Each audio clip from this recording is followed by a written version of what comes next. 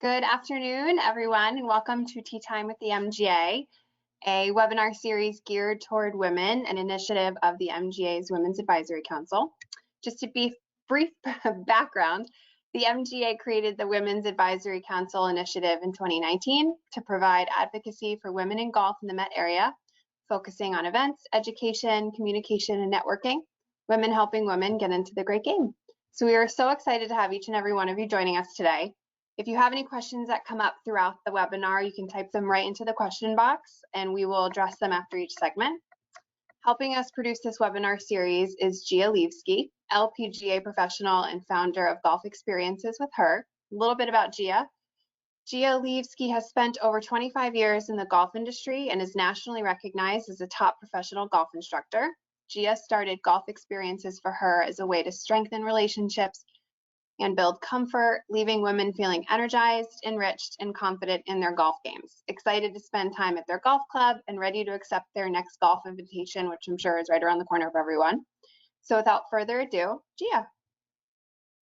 Thanks, Kira. Hi, everyone. Well, thanks so much for hanging with us for our third webinar in our Tea Time with the MGA series for 2021. So far, so good, right? All right, so first of all, I want to just say a big thank you. We've had such great feedback on our other webinars, our other two webinars, and one of the things that was requested was a little more time. So we are thrilled that you're involved, you're interested, you're curious, so we've pushed our timing to 45 minutes today, so thank you. And it's actually a good thing that we have a little more time today because we have two amazing guests. And just like Kira said, if you have any questions, please pop them in. We're talking rules of golf here today, so I'm sure there's going to be questions, and you never know for wine tasting. All right. So let's see. I'm going to say we're going to start with Marcella Smith. Hi, Marcella. So Marcella launched. Hey, so Marcella launched her business, Girlfriend's Guide to Golf, to help women gain confidence on course by teaching the rules of golf in a fun and relaxed environment. And if you can believe it, she only started the game at the age of 39. So I love that she is known amongst her friends as the rules aficionado. I would be challenged to play with you sometime. That would be fun. But Marcella is a true student of the rules, and that's why she's become the teacher now. Marcella has attended numerous golf rules seminars, and you will often find her casually reading the rules of golf. In addition, she's studied important USGA decisions in professional tournaments. Don't we all do that, right? Well, what I love about Marcella is that she knows how to simplify the rules for the everyday player, and she's able to help you learn the correct details to keep you from earning unnecessary penalties, right? Continuing all of us, right, to have fun on the course. So that's awesome. Now, I met Dina Given. Hi, Dina. Hi. At our CrossFit studio. We are workout partners a couple years ago, and we've become good friends. Now, I tend to be drawn to overachievers, and saying Dina is awesome is definitely an understatement. Mm-hmm. She is the founder and owner of the Wine Diva, a personal wine blog and service business hosting private wine tasting events and providing wine consulting. Now, besides earning her level 2 and level 3 wine and spirit education trust certifications, the WSET, that would be in wine with distinction. She is currently pursuing the intensive 3-year WSET diploma program. That's really impressive. Dina is a published author of 2 sci-fi books. She's completed 2 marathons, 4 triathlons, and 12 half marathons along her wine journey. And by the way, she is a lovely golfer to boot. So thanks for being here, Dina. Thank you. Golf and wine, yeah, so it's going to be fun. So now golf and wine. So now we've got to kind of pull it together. So I'm not sure about you guys, but I definitely feel like they pretty much go hand in hand. I like my wine. I like my golf. We thought that it would make a really great complement for our time together today. So how about we begin with Marcella? We're going to kind of dive right into some rules, and then we can have a little wine break. Marcella, we've talked about a few different rules that we might want to approach and chat with the ladies about, but we landed on unplayable lies, which I think is awesome. So why don't you tell the ladies some more? Yes, so we've got, we're going to talk about unplayable lies throughout the course in the general area. We're going to talk about unplayable lies in the bunker, and we're going to talk about penalty areas.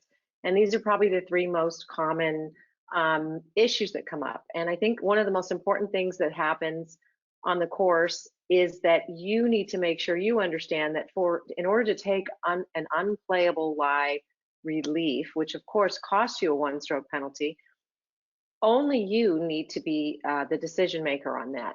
Quite often you'll see a ball that doesn't look playable to you, and you think, oh, I think I should take a drop for that. I think I should take an unplayable lie penalty stroke, but I don't think I can do that. And everyone, oh, you can hit that. You'll be fine. You'll be fine. Just do this. Just open up the club face. Just widen your stance, right? And they tell you that, but it's your prerogative to make the decision. And Gia, your camera, I think, is still on. I think. So it's your prerogative to make that decision to take an unplayable lie if you want to. So you're the only one who has to determine it as unplayable.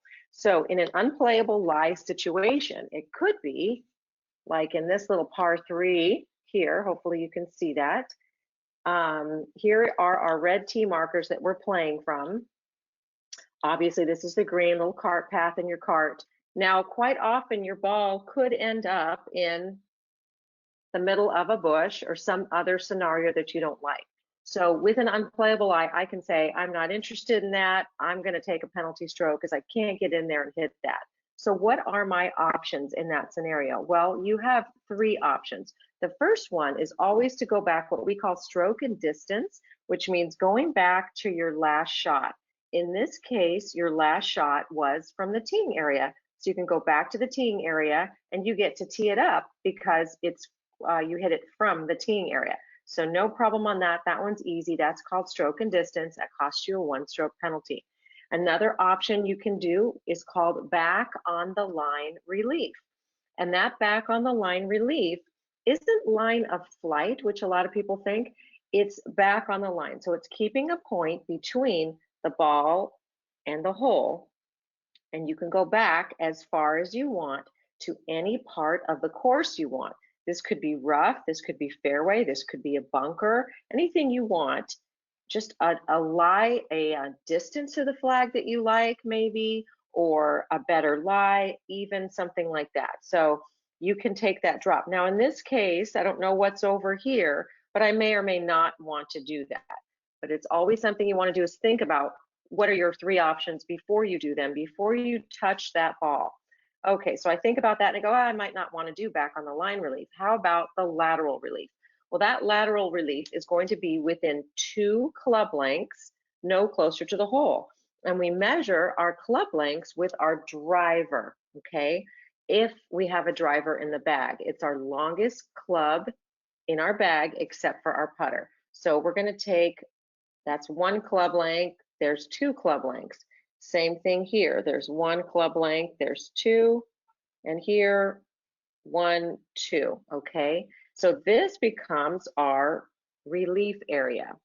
This is our reference point, and that term reference point will come up in a little bit as well. Again, this is my relief area. It's within 2 club lengths. I get to take a drop at knee height from there. But do I like that? I'm kind of still in that bush. Now there's a real misconception that people can start counting those 2 club lengths from over here, right? From the edge of the bush or the edge of something that they may or may not like, right? So that's not the case. You have to start counting your club lengths and measuring from where that ball is lying right now. So that's my relief area, and I don't much care for that. I mean, maybe I could take a drop over here, but it could roll back to the bush. And if it does, too bad. That 1 drop, as long as it's dropped properly, you're done.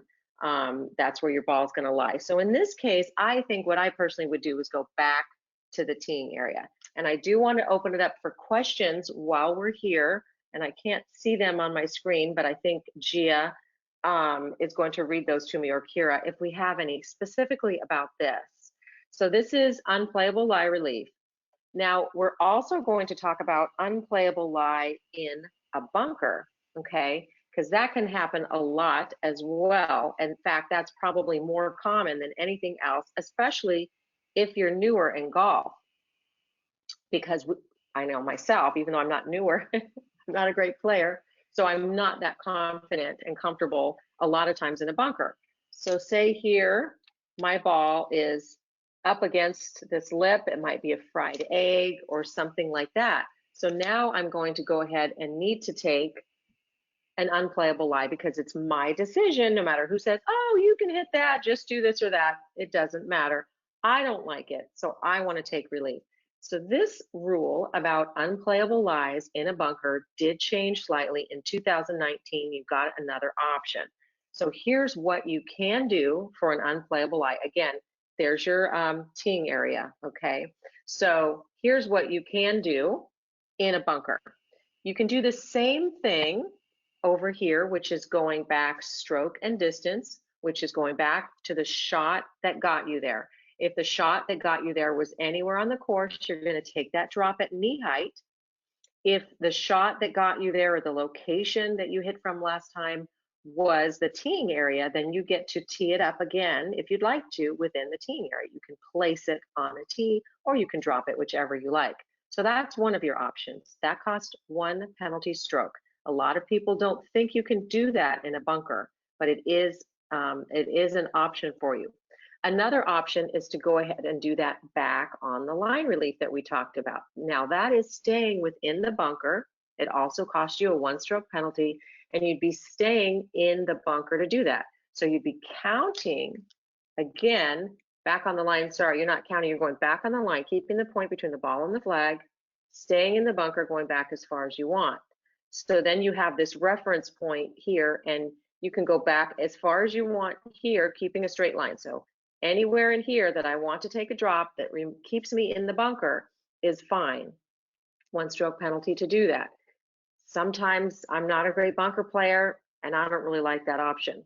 One of my other options is the lateral relief, just like out here in the bush. You can go lateral, which again, this is your reference point where the ball is lying. We haven't touched the ball yet. And now we're going to go within 2 club lengths, keeping it in the bunker again, no closer to the hole. There's my club length. Somehow my driver got shorter in the bunker, didn't it? So it'd be the same thing, keeping it within. Now, again, keeping it in the bunker, taking my drop there. As long as my ball doesn't roll outside of the reference of the relief area, and it doesn't roll forward of the reference point, then it's a good drop. Again, I may or may not want to do that if I'm not in love with bunkers or I'm not feeling them today. So I have one more option that became available in 2019, and that is back on the line outside the bunker. And that back on the line outside the bunker is going to cost you 2 strokes. So I don't really know who would want to do that for 2 strokes, but it is an option.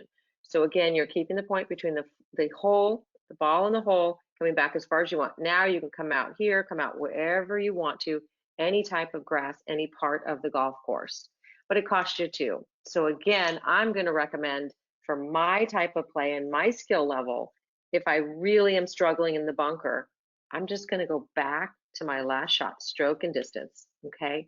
Any questions on that? Any questions have come up? Okay, we're going to move. Yeah, so we don't have any questions, but like I'm curious, what is the most common mistake that you might see with like an amateur do with unplayable lies? What do you think that would be? Most common mistake? Oh, it's definitely thinking that if their ball is in the bush, that they can start counting out here, or they can, they want to go kind of back on the line, but then they end up over here or over here. It's just sort of not understanding that little geometry of your relief area, this little semicircle or pie shape. It's definitely that. And there's a lot of people that disagree when it comes to taking those drops. Sometimes it's because you've been playing a long time and you just sort of want to take advantage and you just kind of kick it out in the fairway, and you're sort of that type of player, and that's okay if you're just playing for fun. But if you are in a tournament, it's really important to know those skills. And I always think it's kind of like muscle memory. You want to do the right thing every time, just like measuring your ball, taking your drop at knee height, because you want that muscle memory to be automatic, because when you are in some sort of a competition, playing for money or a trophy, you want to make sure that automatically you're doing the right thing. You're not reverting to your lazy Saturday afternoon with the girls kind of thing. So it's important to try to follow the rules most of the time so that it just kicks in for you naturally. Great. That's great. That's really good advice. That's great advice. Can we take a wine break? Is that okay? Yeah. And we'll pop this Can over. we take a wine break? Hello. Who doesn't want a wine break? That was great, Marcella. Thank you. All right, Dina. I'm curious, what's trending this year? I'd love to actually know. You know what? Let's touch on that after. I think I want to talk about the trends after. Why don't we talk about? We're talking about rules of golf. Why don't we go right to maybe some rules of wine tasting? How does that sound? Yeah, absolutely. Great transition. So, you know, wine is not like golf. You're not going to get a penalty if you drink wine the wrong way. So you really, you know, the first rule of wine is forget the rules. If you enjoy wine, just drink what you enjoy and don't stress out about it. But if you would like to learn a little bit more about how we would go about tasting wine, so you know, you go to a winery or you get a wine poured at your table at a restaurant and you want to walk through those steps of how to really appreciate that wine and what are those qualities that you're looking for beyond just, you know, guzzling that glass down. So let's kind of break it down. So the rules of wine, there's really three. So there's looking at it, smelling it, and tasting it. So let's kind of take those into components. So lucky for me, I've got a glass of wine right here. So the first thing we're going to do when you get a glass of wine in front of you is you're going to take a look at it.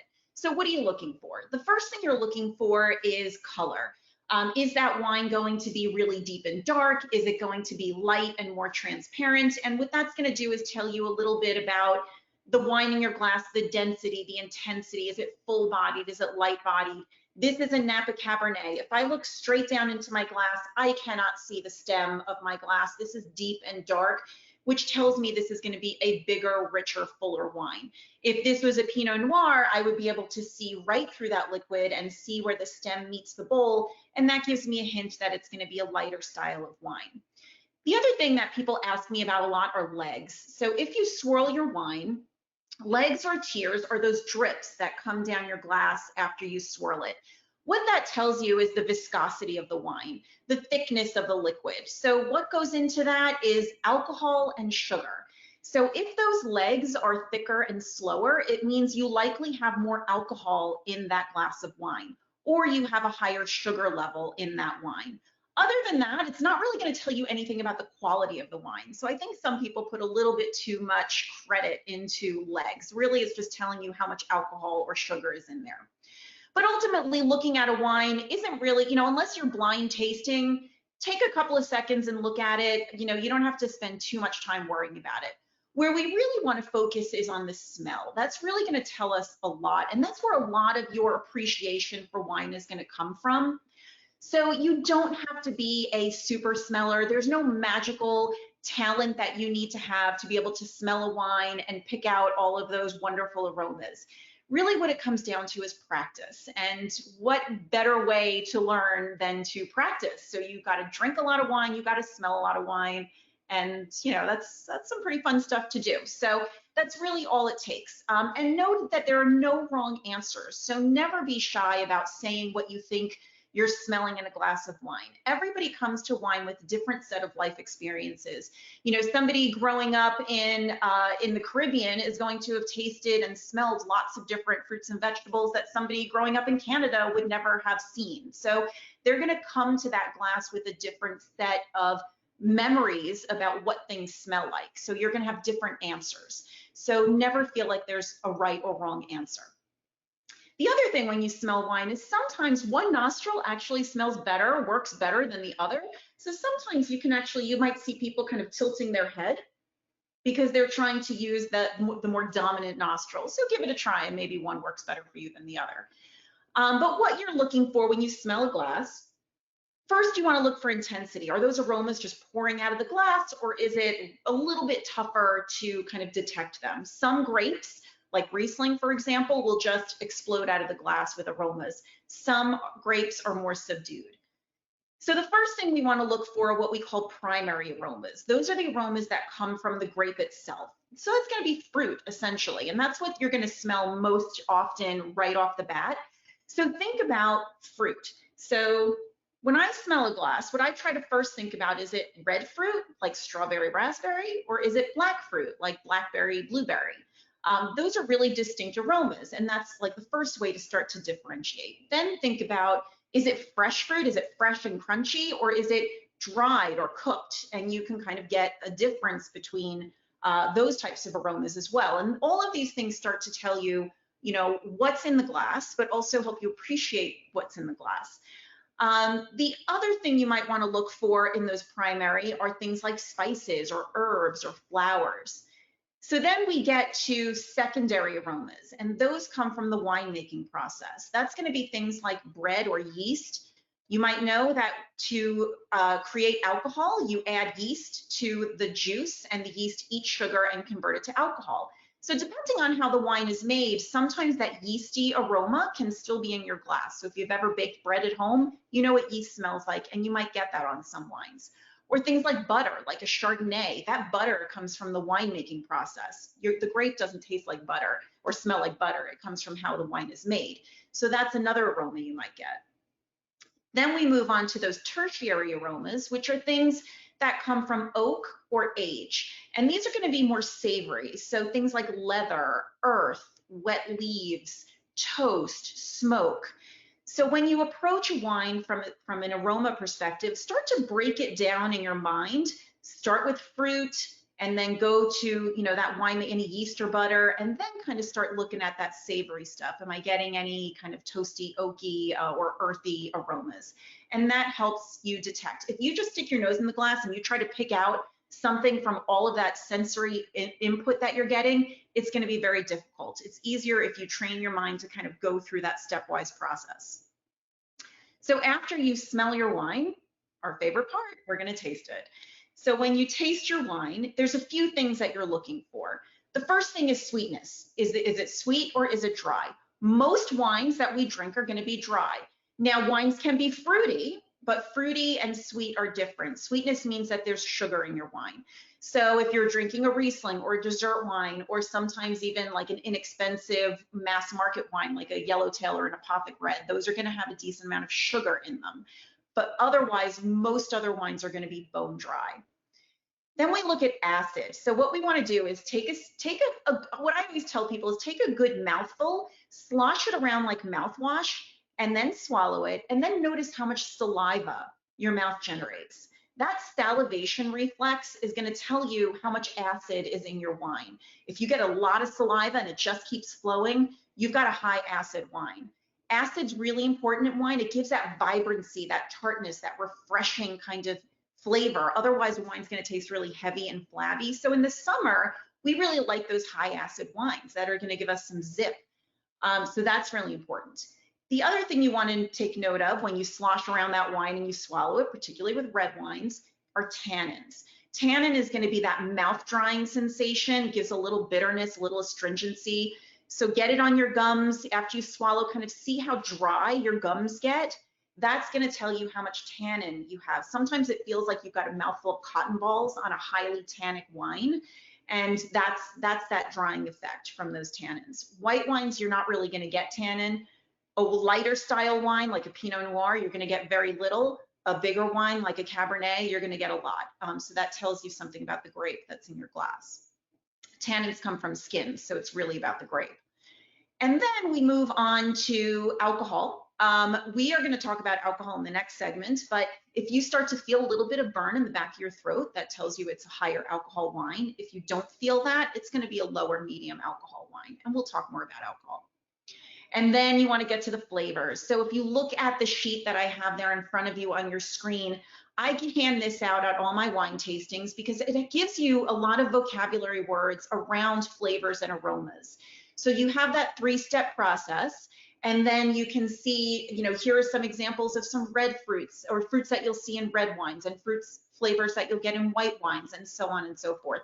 So if you're not really sure, you know, you might smell and then you look at the sheet and you're like, it's cherry, that's what it is. And it just might trigger something in your brain. So I like to give this out because it gives you some great vocabulary words that you can reference to try to pick out some of those aromas and flavors in your wine.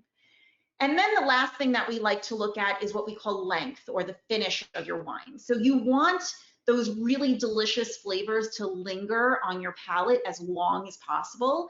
So if you have a really high quality, amazing wine, it's going to sit there and you're just going to keep tasting it even after you swallow your wine. If your wine disappears immediately, you take a sip and then the flavors are gone, then that wouldn't be necessarily considered like an outstanding wine. So those outstanding quality wines are the ones that stay with you in a good way. So next time you drink a glass of wine, think about these things that we just went through. And then at the end, decide, do you like it? Is it balanced? Does anything kind of stand out? Is it too sharp? Is it too tannic?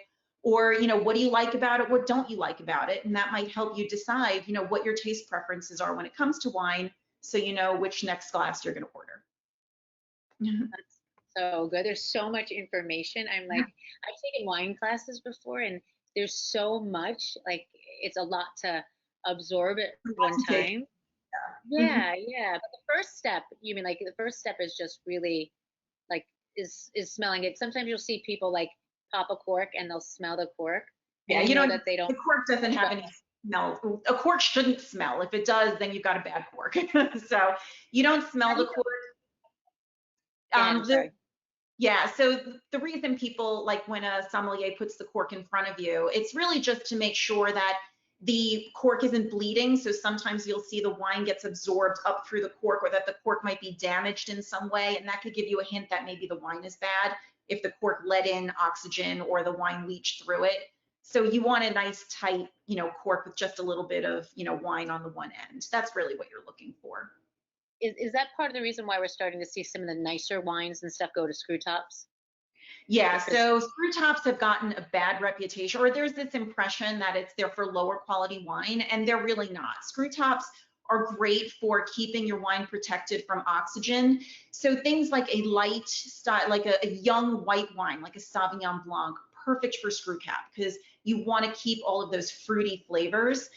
Something that you're going to put in a cellar, like a Napa Cab that's going to age for 20 years, probably better with cork, because you do want, cork lets in a teeny bit of oxygen, and that oxygen does allow the wine to change and mature over time. So screw caps are really great for younger wines that you're going to be drinking in the next couple of years. If you're going to lay them down forever, which most people don't do, then corks are great for that. But screw cap does not mean low quality. There are some amazing wines that are under screw cap. So good, Dina. Oh, I could talk to you forever. I'm like, love wine. All right, we're gonna pop back to Marcella. Thank you. We'll see you in a couple minutes, Dina. Okay. All right, Marcella, we've had a couple questions pop in, and I definitely would love for you to answer them. Elizabeth, thank you, sent in the lateral drop for the bunker shot. Is that meant one club length, or is it a 2 club length drop? Club lengths, when you are paying for Unplayable Lie relief, it is 2 club lengths. I'm paying for it, so I'm going to get 2 club lengths, and that is whether it's in the bunker or outside of the bunker. If I'm going to take that lateral relief option, I get to measure 2. Right. And then Cindy, thank you, Cindy. Cindy asked, what about if your ball lands on a man-made artifact like a sprinkler head? Is that unplayable? An immovable obstruction, it comes under abnormal course conditions, and those you get free relief from. So that would be your cart path, a sprinkler head, a drain, maybe electrical box. It also includes ground under repair and a dangerous animal condition. If you're down in Florida on vacation and there's an alligator, you're going to get free relief from that too. So those are all free relief. You don't have to pay for them. And you get, in that case, first your nearest point of complete relief, and then up to 1 club length from there, no closer to the hole. I actually had a dog in a tournament in college, a dog come in to eat my ball and run away with it. That's ball was taken by an outside influence. That's a different scenario. The dogs, there's some animals out there that can be vicious. I mean, even some of those geese are like aggressive. All right, so now we're going to talk about penalty areas. Great. So penalty areas. All right, so penalty areas used to be called water hazards, and they are now called penalty areas, probably because they don't always contain water, but they can. In a penalty area, you are going to be able to do several things. The first thing is you can always play it as it lies. Now, I have shown the definition of this penalty area, and it's always defined by either red or yellow stakes and or lines. They don't have to contain water, but sometimes they do. Sometimes the water comes all the way to the edge, sometimes it doesn't. Most of the time you're going to be looking at those lines. If you're in a tournament, it's probably painted. If you're not in a tournament, you'll probably see stakes spaced apart and you sort of draw an imaginary line to connect them. So that tells you where that edge of the penalty area is. And that edge is a term that you want to remember. So here's my penalty area. I'm again back on my red tees. These people that I'm playing with are probably standing out here. In the case of a penalty area, and anytime someone is hitting a ball, it's a great idea for the players, other players, to watch that ball. Why? Because if it goes into a penalty area or goes out of bounds or goes into a bush, they want to be able to help find that. And of course, they want to help you determine where it last crossed the edge of that penalty area. And we'll talk about that in just a moment. So your first option, if your ball goes into a penalty area, is you can play it as it lies. So if it's lying on a spot that you like and you feel you can hit from, feel free, walk in there, take your stance. You can now take a practice swing. You can now ground your club in that penalty area. No problem for that. You can bring other clubs in, decide what you want to do, take some practice swings. Be careful that you're not causing your ball to move or improving the conditions affecting the stroke, which is, chopping down some brush or grass or something to make it a better lie for you. You don't want to do that. So I can play it as it lies if I want to, if I find it. Now from this teeing area, sometimes people think, oh, it went into the penalty area. Let me see, I'll go ahead and I don't know where it is. You don't know where it is and you think it might be in the water and you go, oh, I'll go ahead and hit a provisional. Well, you cannot actually hit a provisional ball if the only place your ball could be found is within a penalty area. So that's something to keep in mind as well. So now I have hit my ball into the penalty area and I'm going to go up and proceed with those penalty area options. If it's sitting where I like it, I can play it as it lies, doesn't cost me anything. If I can't find it because it's somewhere or I see it in the water or I don't like the lie, now I have some options for a one-stroke penalty. I can always go back, stroke and distance, which we've talked about before, which is back to the shot that got me there. If it's somewhere other than the teeing area, it's a drop. Otherwise, if it's in the teeing area, you can place it and you can re-tee if you'd like to. You can also do back on the line relief. Again, keeping the point between the ball and the flag. Now, in this case, I don't know where the ball is maybe, or it could be in the water and I might not find it. So it's going to be important to find my reference point, which is the point where the ball last crossed the edge. So if I teed off over here, the ball probably last crossed the edge here, and maybe it ended up over here or even here. But this is my reference point, not where the ball is sitting or not where we think it is. So now my back on the line relief, if I choose that option, is going to be from this reference point, keeping the point between the ball and the flag, going back as far as I want, okay? So that's one of my options. My other option, because this is red, only applicable if this is red. If this were yellow, I couldn't do this other one, but this is the lateral relief when it's red. So again, I'm counting my 2 club lengths, and then I'm going to go like this, and sort of that becomes my reference area. Okay, so I can drop within that reference area, no closer to the hole, and that's another option. And then sometimes you have a drop area, a drop zone, and that's usually mentioned on your, either on the notice for the tournament that you're playing, or maybe printed on the back of the scorecard that that particular hole has a drop zone. So that's one of your other options. Questions on that for penalty area relief? As I said, it's really important to keep track and watch where the other players hit hit that ball so you can help them. When we talk about measuring with your driver, it's because it's the longest club in your bag except for your putter. And again, if you don't know for sure where it crossed, the last cross the edge of that penalty area, you can estimate that, and you kind of agree with the other people you're playing with where that might be. And if it's in a tournament, you definitely want the agreement of the other players and a good sense of that. You can also drop the original ball or another ball. It doesn't have to be the original. Most of the time when you're taking these free relief options, if you want to put in another ball, you can do that. So questions on that penalty area relief. We can also talk briefly about our immovable obstruction here, cart path, if we'd like. Questions, Dia? No, we don't have any questions, but the information is so, it's so good, and you know it so well, so you're moving at a great pace. But this will be in our newsletter, so everybody will be able to see Marcella's all the information and the rules for the penalty options. So that's really great. Do you want to talk briefly on the obstruction? That'd be great.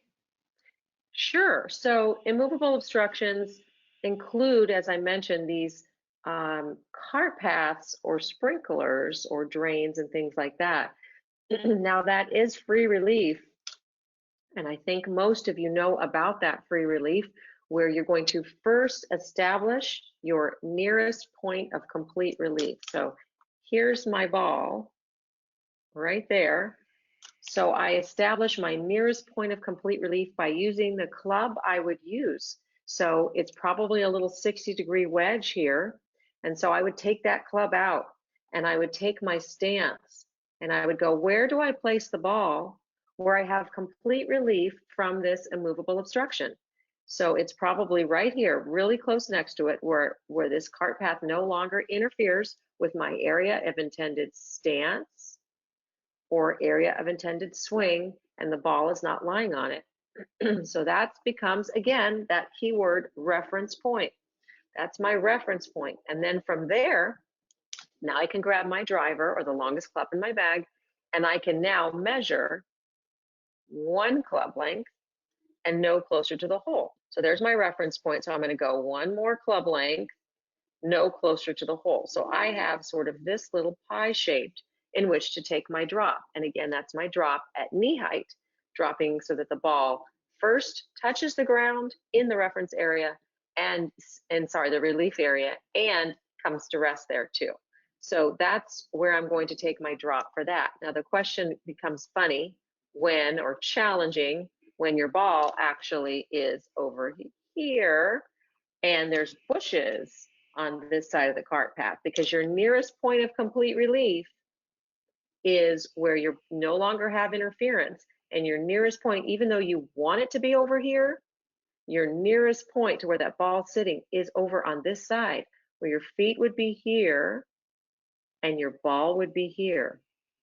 Now that's in a bush, and it's so unfortunate. And Gia talked about one of the misconceptions or the most common mistakes. Here's another one where people think, oh, well, there's a bush over there, so that's not relief. I'm going over here. This is my nearest point of complete relief. I just make sure I'm no closer to the hole. Actually, your nearest point of complete relief is wherever your ball is going to be in the general area, and bushes and trees are part of the general area. So that's my relief. And since it's a bush, I don't like it. So what can I do? I can play it as it lies. So while the ball is sitting there, if I feel like taking out whatever club that I might scratch and play it as it lies, I can do that for free. Or now I have to get into taking penalty relief for an unplayable lie, which now is going to take me, again, the options we had over here earlier, back out here, back on the line, or stroke and distance. So that one gets a little bit tricky, but hopefully that helps answer some questions for you. Yeah, that's awesome. And like, I've definitely been there where I've had to go on the opposite side and there would be a bush or a tree or something, and then I was taking an unplayable. Yeah, I think we've all been there. Thank you, Marcella. We are going to do another wine break, and I'm excited because we're going to be talking trends, and I'm curious what's going on because I know I'm into lighter things right now, like kind of watching the calories a little bit. I know there's some cool stuff going on in the wine world. Let us know, Tina, what do you got? Absolutely. So I know we only have a few minutes, so I'm just going to touch on a couple of key trends right now that are pretty new and on the market. There's lots of trends, but let's touch on the first two. So first, I don't think it's escaped anyone's notice that rosé is a trend, right? Everybody's been drinking rosé all day for the last couple of years, and we just can't escape it. And then on the other end, there's also been a big increase in the purchase of sparkling wines, particularly driven by Prosecco. We've all had Prosecco, right? It's great when you want something light and bubbly and isn't going to hurt your pocketbook. I mean, these wines are, $10, $15 a bottle. So we have now, just this year, has been approved in Italy a combination of rosé and Prosecco, and we now have Prosecco Rosé, which has just been introduced on the market in the last few months. You may think that you've had a Prosecco Rosé, but you actually haven't. It has been illegal to label wines as Prosecco Rosé up until this past year. So they just came out in around the February timeframe. So they're perfect now for summer. I mean, you're gonna get all of those great qualities of Prosecco with a little bit of that pink color. So you can see it's a fairly pale pink wine, and it's supposed to be, it has to be, as required by the law. And, so it's got that Provence style pale pinkness to it. Prosecco is a wine made from a grape called Glera.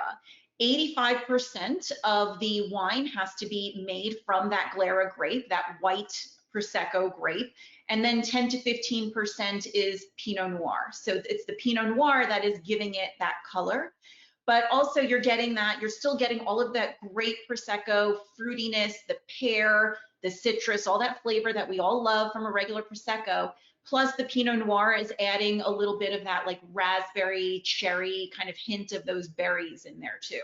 So it's really delicious. And it's still in the same $10 to $15 a bottle range. So we haven't seen a price increase on these over regular Prosecco, which is awesome. So we are definitely going to see these things flying off the shelves in this summer as we're moving into warmer weather, and we're all looking for this lighter style of wine. So that's our first trend.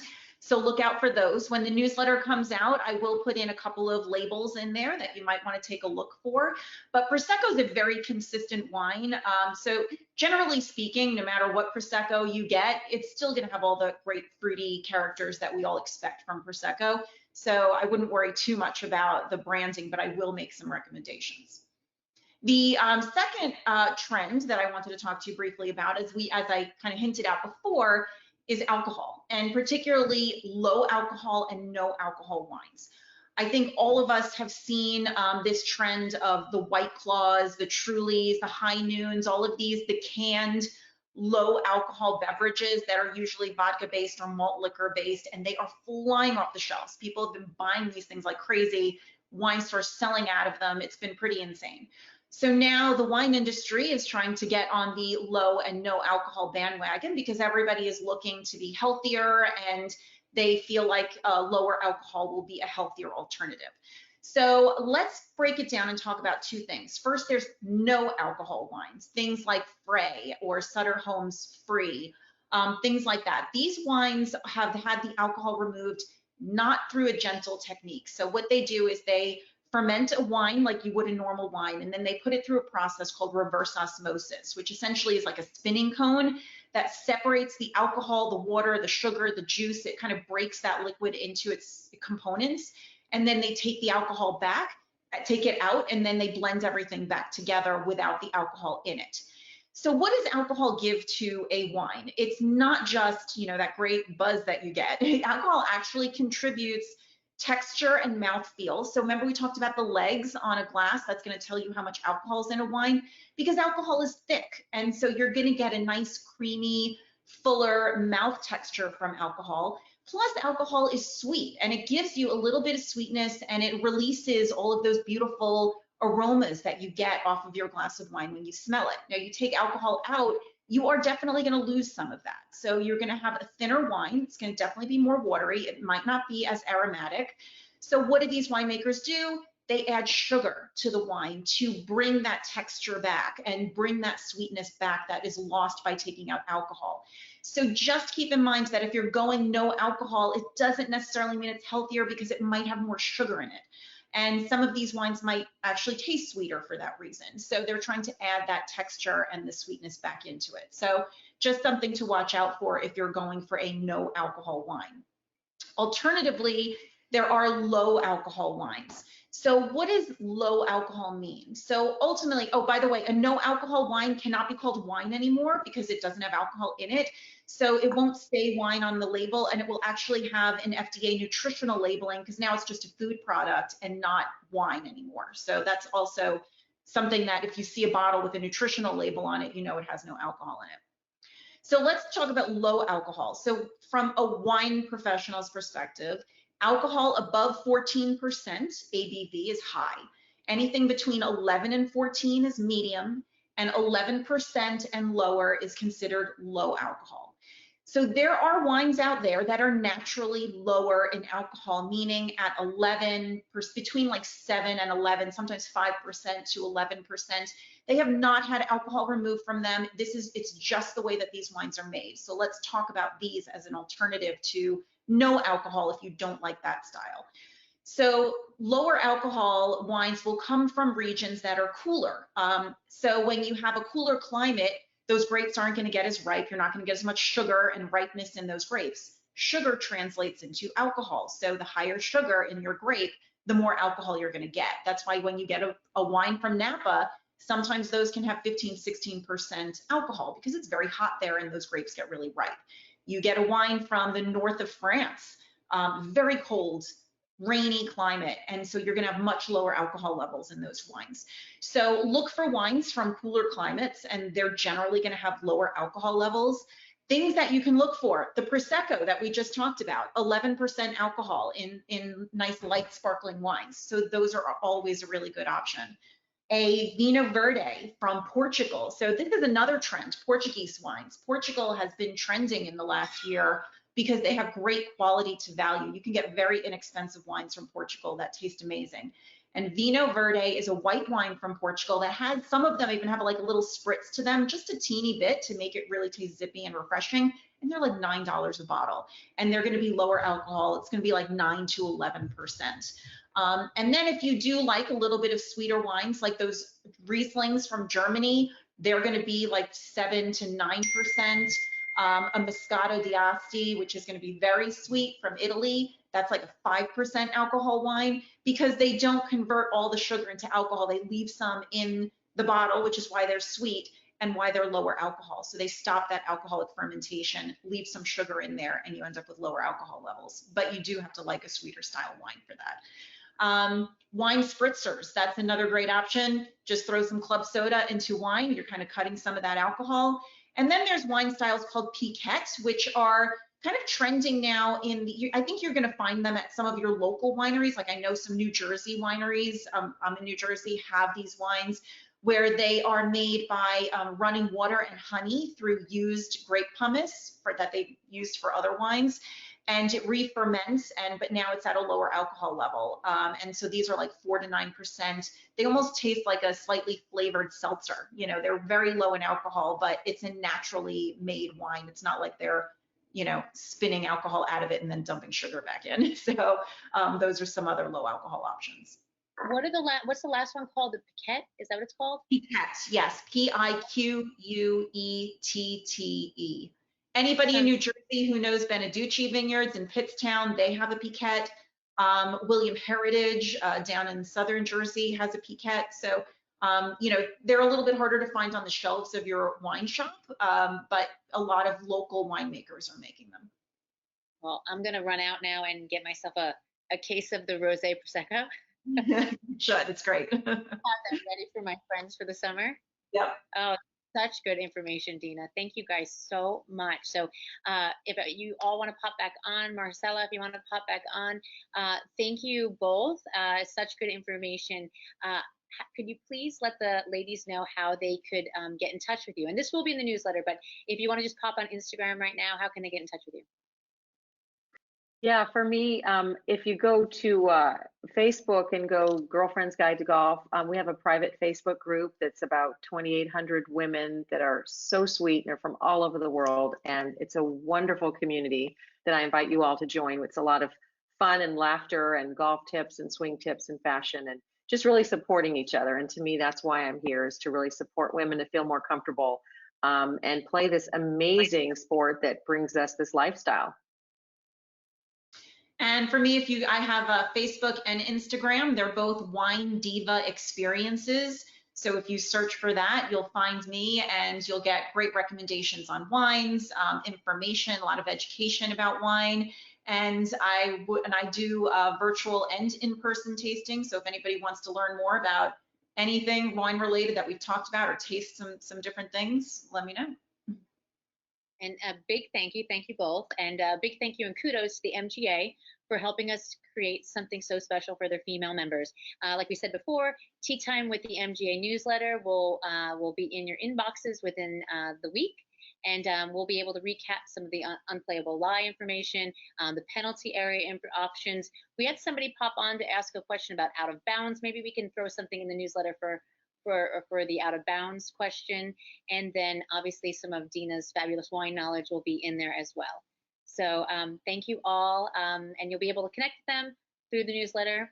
All the information will be there. So hope you enjoyed the third webinar in our series, and the next webinar will be soon. We're in talks right now to see when that'll be, probably sometime this summer. So you'll get something from the MGA. We'll see you soon. Thank you. Thank you. Bye.